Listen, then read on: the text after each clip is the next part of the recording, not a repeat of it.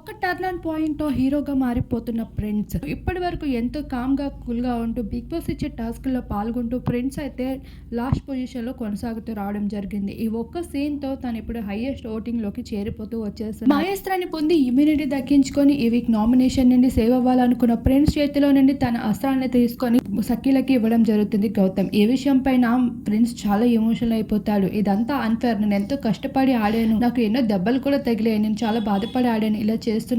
ఇదంతా నాకు సరికాదు అంటూ ఎక్కెక్కి ఏడుస్తూ కనిపించేశాడు. అమర్ ఎంత ఓదారుస్తున్నప్పటికీ ఇది అన్‌ఫేర్. నాకు ఈ హౌస్‌లో ఉండాలని లేదు. వెళ్ళిపోతా, బిగ్ బాస్ గేట్స్ ఓపెన్ చేయండి అంటూ ప్రిన్స్ పడుతున్న బాధను చూసి నెటిజన్స్ అయితే ఒక్కసారిగా ప్రిన్స్‌కి మద్దతు పలకడం మొదలుపెట్టారు.